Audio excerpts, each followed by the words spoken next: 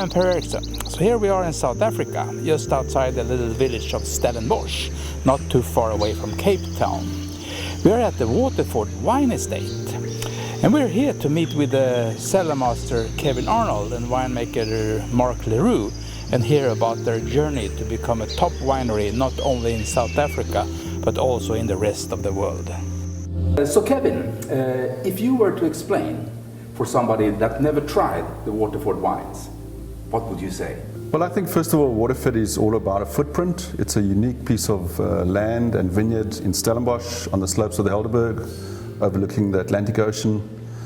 And what's unique about Waterford is the terroir. The soil is very different. We have very rocky and very stony areas. And the wines we make from this soil, I would call very classic in style. They reminiscent more of the old world rather than the new world. South Africa and Cape Town and Stellenbosch in particular has some of the oldest soils in the world. And I think that's what makes our wines truly unique. Is it possible to say that Waterford has a special concept when creating wines? Yeah, I think the birth of this company in 1998 allowed me as a winemaker to create a style, to create a brand, and to make a specific impact in the world market for South African wines. And what we did was plant varietals that weren't common in this part of the world, varietals from Spain, south of France and Italy, combined with the traditional varietals commonly grown in Bordeaux. And in this way we have created a unique wine that's only made in one place in the world, and that's here at Waterford Estate in Stellenbosch. What's the history of the Waterford Estate? Well, Waterford Estate came about as a result of myself meeting up with an investor who was interested in investing in some real estate, in particular vineyards in the Stellenbosch area. Jeremy and Lee Ord, Johannesburg based, from an IT background, indicated to me that they were interested, and I found the land, and from the beginning it was a partnership, which was excellent for me as a winemaker to be given the opportunity to share in an investment, but also to take the full responsibility of making this a good, sound and sustainable investment. What's the story about your symbol, the fountain? I was very fortunate to work in California in the 1980s, and there were many famous brands and famous winemakers I had time to speak to. And what I learned from there in my experience in California was that really great wine brands are about stories. And I needed an icon or a symbol to represent the Waterford brand. And once the name Waterford had been chosen as a brand name, which is linked to a beautiful waterfall just opposite our winery, I realized that the symbol of the fountain represented positive message. Giving you the opportunity to start from scratch, so to speak, choosing the land, choosing what kind of grapes you want to have, and then the production area and the buildings here, how was your thinking around that? Well, again, it was a unique opportunity to come to a piece of land with no infrastructure, no buildings, with only vineyards and some fruit trees. And what appealed to me more than anything else was the uniqueness of this piece of land. There was beautiful sandstone, Table Mountain sandstone. There were small forests of poplar trees or cottonwood trees. And I came up with the concept of a design which enabled us to make use of our Mediterranean climate and to make use of local content. Now you have created the Waterford Estate from scratch. You made all the right things to get these fantastic wines that you have here. You sell all over the world and you get lots of awards. Where will you do now? I think what is so symbolic about being involved in the wine business is being able to mentor young people, to assure and ensure that the brand continues along the lines of what we privileged to work with. After all, nature is our God. Nature determines everything we can achieve or not achieve. And I'm very privileged to have employed a young winemaker. 15 years ago he was studying, he did his practical with us, And for the last 10 years, he's been part of our winemaking team. And for the last 6 of those 10 years, he's been head winemaker.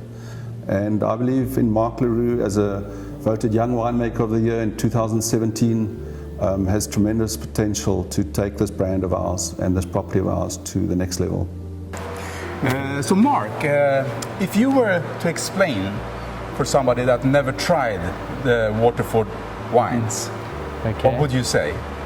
Well, we make quite a diverse range of wines. So for me as a winemaker, I look at a lot of detail, so I find large differences between many of our wines. But I think if I had to put a blanket over our style, I think we are very classical in style, very, very elegant. But in all these wines, I think a good sense of what we look for is purity and elegance with good texture. What's so special about the terroir around here to be able to create the wines you are talking about? Okay, so I think South Africa is really extremely special. A lot of our soils are quite old and weathered. So very old soils that we're working with, which is fantastic. And I think the soils in Stellenbosch and in Waterford Estate, where we are situated, on the mountain of the Helderberg, is very characteristic in style. We are close to the ocean, which has a fantastic cooling effect on the grapes overnight. And a lot of our soil structure, as I said, has got the sandstone component, which adds a lot of great texture and flavor without being overly bold.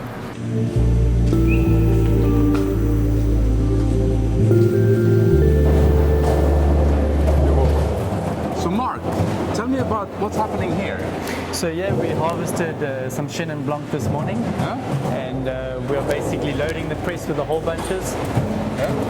As you can see, we're busy raking in the whole berries into the conveyor, and then that'll go up and into the press. So at this point, we'll also take out a couple of leaves that maybe ended up anything that we don't really want. Any bunches that basically have something undesirable to it, we'll take out and remove as well. And then we'll go into the press, and that's how we'll extract the juice.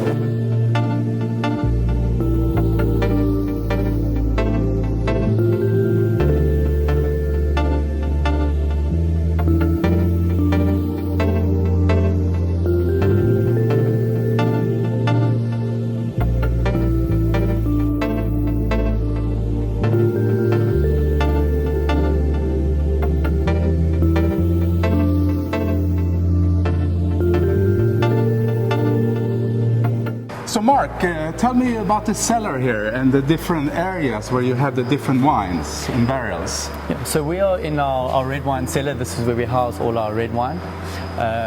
We normally put the gem, which is our Waterford Estate flagship, in the back corner, which is close to Kevin's office, that he can have a look at. And then we try and split the room in two. So we've got Cabernet Sauvignon dominated on the right, and then we've got mostly Shiraz and our Mediterranean varietals on the left. Using barrels has been ancient, as you say. Do you experiment a lot with different kind of barrels from different places all around in the world? Yes, barrels, actually I probably spend 90% of my time researching barrels. It's a very large influence onto the wines because they are housed in these vessels for 18 to 24 months, so that you can't say there's no influence from a barrel. Why do you have different sizes of the barrels or barriques? The biggest importance of using big barrels like this is that the ratio between the volume of wine that's inside and the size of a vessel is very different. So you can just think the more volume of wine you have to oak, you're going to have a lot less interaction from the wood. So your wine's not going to be as oaky, it's not going to have as much wood tannin in your wine as well. So I can see that you have different barrels, but what's this here? This is something really special. This is a porcelain jar that I've discovered. And the thing is, in South Africa's wine industry, there's so much discovery left open. We're a young industry, and I think we've realized we're not the same as many other industries like France or Italy. We've got a lot more discovery to happen. So that means our winemaking methods could be different. So this is a vessel that I discovered about 3 years ago, made from porcelain, so another very artistic material that we're using.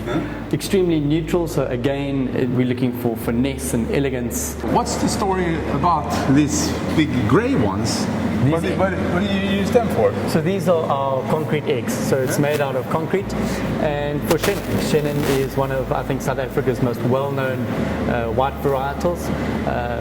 Mostly old vineyards you can find in South Africa as well.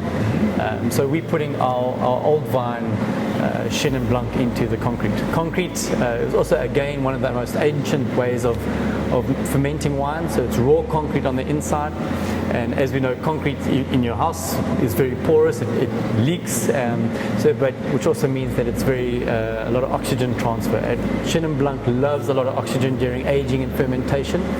It's a unique situation that you created here from scratch, and you sort of steered everything in your direction. What about the wines? Did you steer that in the same way? Yeah, I think what I call the true creativity of a winemaker lies in being able to work with different components. It all starts with the soil. So when you have a variation of soils, you already have a positive ability to be creative. And then for me as a winemaker, what's always fascinated me more than anything else is when you get the opportunity of blending different varietals together to achieve a certain culmination of a flavor profile that really represents what I call the footprint, where the vines are grown. So Waterford being an estate means we only work with our own fruit, we only have our own vineyards, and we grow, make and bottle our wine on our property. Can you tell me a little bit more about the icon wine, the gem? Well, the gem for me, I had a few mentors in my life which I was privileged to meet and spend quality time with two of them. One was Marchese Piero Antonori from Italy. The other was Robert Mondavi, who I actually worked with and spent many days together with him and his son Tim Mondavi. And what I learned from these gentlemen was that you need to go beyond the boundaries of the conventional winemaking. You need to pursue flavors, texture, mouthfeel, and length of finish in wines. And blending offers you that opportunity. So I had created the concept of the gem long before we actually planted the vineyards. And the flavor profile is based quite simply on spice-driven aromatics, very soft textured tannins, but a tremendous length on finish in the wine. And this to me is the hallmark of a great wine. So Kevin, if you were to give an advice to a young person that wants to become a winemaker, what would you say? First and foremost, understand the meaning of respect. Secondly, work as hard as you can. And thirdly, taste as many wines of the world as you can.